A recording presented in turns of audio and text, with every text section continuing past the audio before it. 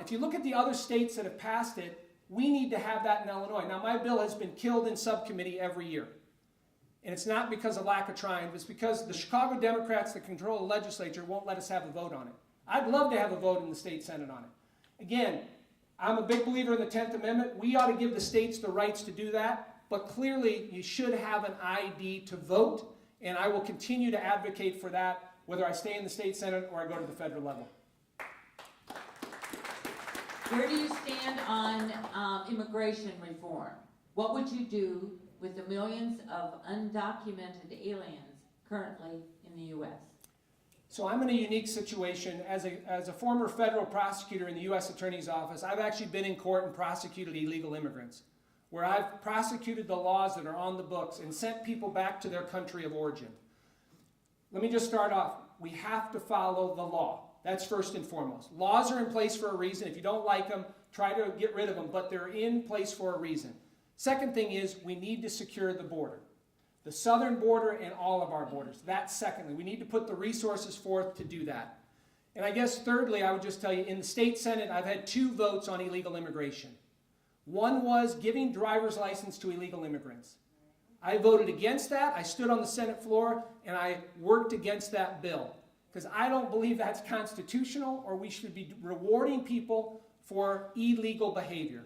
Second vote I had was on the DREAM Act, which would give children and grandchildren of illegal immigrants taxpayer-funded education. Again, I voted against that bill. I spoke out loudly against that bill. That is another bill that's, again, I believe, unconstitutional, where you're breaking the law and rewarding for that.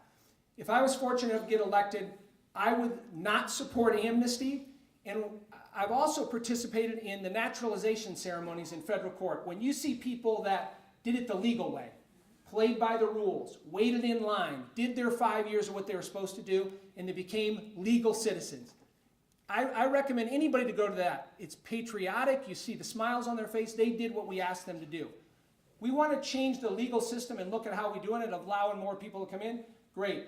But the 11 or 12 million people illegally here in this country, how should we tell them, we know you broke the law and these other people followed the rule, and we're going to put you at the same level?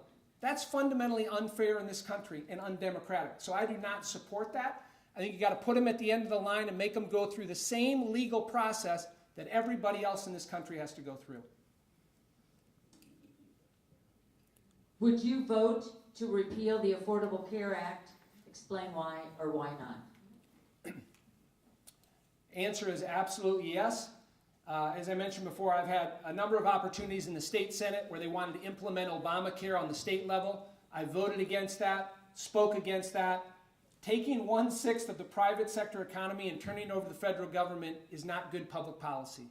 The federal government does not run big things well, and that's a great example of it. All the promises that were made about Obamacare have not come true.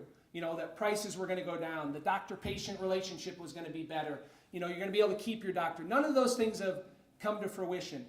But I will tell you this, I'm hopeful that the current case pending before the U.S. Supreme Court, King versus Burwell, I hope the court finds it unconstitutional Obamacare. And when they do, that gets thrown back in the laps of Congress. But we got to lead as Republicans. You wouldn't know it with Boehner and McConnell that Republicans are in charge. We have to lead. Where is the leadership? And I think on this issue in particular, we got to be prepared to lay out our own plan. And what would that be? Well, we got to look at the private sector.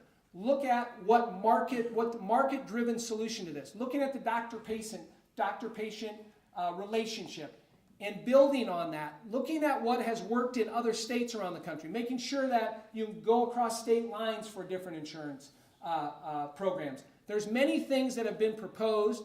Ron Johnson from the state of Wisconsin wrote a great piece in the Wall Street Journal on his health care plan. I think that's a good example to look at. But we got to lead as Republicans. Would you support legislation that requires Congress and the entire federal government to abide by all laws passed by Congress and signed into law? Yes. That's been the simplest question all night, hasn't it? Do you agree with President Obama's policy in dealing with ISIS? I think the president has made many mistakes when it comes to our foreign policy in the Middle East. And I guess I would start off with the premise of, if I had known that President Obama would pull out our troops when he got in there, and we'd be in the situation right now, I mean, there's no way that I would have supported what happened with the war. If you think about what he did in pulling out our troops, I think that's the reason ISIS is what it is today, and why we've had the disintegration of Syria. If you look at the history of the United States, where we've been successful in war, World War II in Germany, we still have bases there today. We still have a military presence. Korea, we still have a military presence there and troops on the ground. Bosnia, there's a reason why Bosnia, you don't hear about it ever again. There's troops on the ground there. Japan, the same way. So to think that we would secure the peace with the blood and treasure of our Marines in Fallujah and Ramadi and Anbar province, and to give that all away is really, I think, immoral and irresponsible. Why we didn't keep our troops there and our bases there to secure the peace. Peace through strength. All you got to do is look at the example of history in the United States. So I think that was a grave mistake. What we do from here, we got to support our intelligence services. We got to support our military services. We got to support our air power. We got to get these other countries in the Middle East to jump in and get active. You know, when I was in the U.S. Attorney's Office my last year there, I was the chief terrorism prosecutor in the U.S. Attorney's Office. I was in charge of 16 terrorism grand jury investigations, and it gave you a glimpse of what these people want to do to our way of life. And when you see ISIS talk about putting that black flag on the top of Washington, D.C., it may sound like rhetoric, but when you see the barbaric things that they're doing, it should all cause us to wake up, particularly on Christians in the Middle East. Coptic Christians and Christians in Syria, what they're doing is immoral, irresponsible, and that has to change. We have to, do everything we can to contain and stop ISIS before they get over here.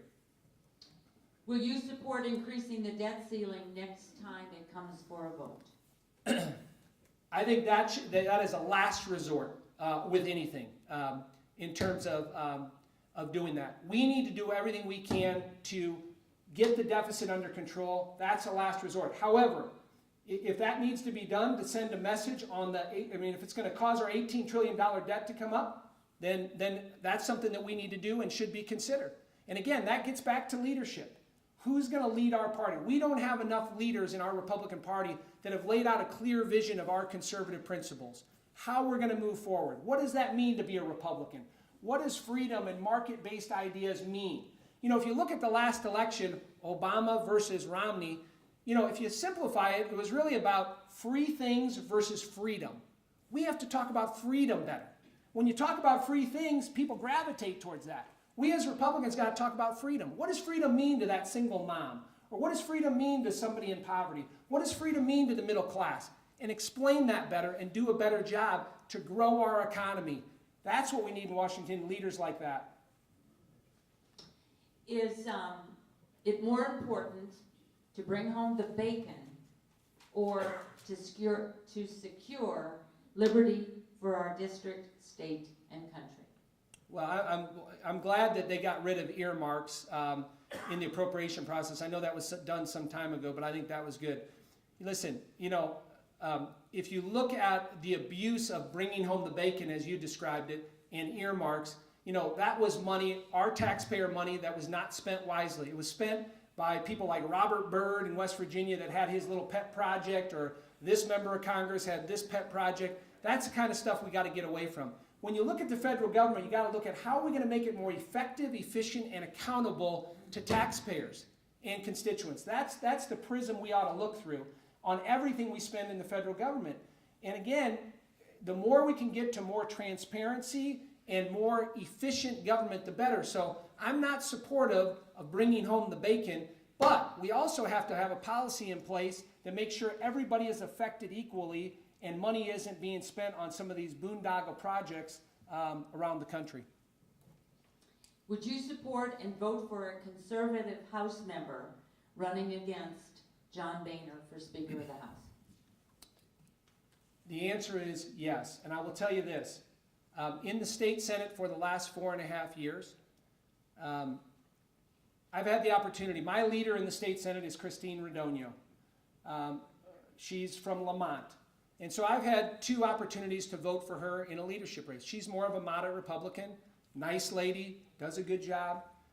But she had an election when I first got there, and I was asked to support her. There was another gentleman, Kyle McCarter, that ran. Very conservative guy from Southern Illinois. I didn't know Kyle. In the end, I wanted to see who laid out the best vision for our Republican Party, our conservative principles. I ended up siding with Kyle McCarter against my leader. Now, I lost out on a committee assignment because of that. But I stood with Kyle and Senator McCarter because, to me, he laid out the best vision for our state in terms of fighting the Democrats and for our conservative principles. The second time was this last fall, and Christine Radogno had been my leader for 3 years. She said, you support me, you know, there may be a leadership spot for you. I couldn't support her. I ended up voting for Dale Ryder, senator from Mattoon, Illinois, conservative guy. I thought he laid out a better vision. He lost by 1 vote, but I stood proudly and supported him. I lost out on that leadership spot. I didn't get it. Somebody else got it. But I've had a track record of going against leadership, and if I'm fortunate enough to get elected, I'll do the same thing in Washington, D.C. John Boehner, I've never met John Boehner, but I want to see who's running. Who's going to lay out our conservative principles for the next generation? And what I got back to, who's going to lead our party? That's the analysis that I'm going to look at, and I've had a track record of doing that. This is a long question, and so I'm going to condense it. TSA just got a bad report, 95% that they didn't catch going through their lines. Obama has reassigned the director. What kinds of things would you do with TSA?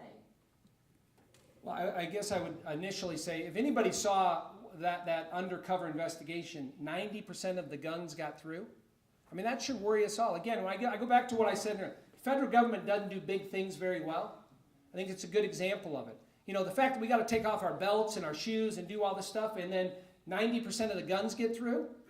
I mean, how do you explain that as a federal agency? And so I think there ought to be hearings, and you ought to have the TSA people up before Congress and grill them on this. And people need to be fired, or heads need to roll on that. I mean, that's an example of that shouldn't be tolerable in our society.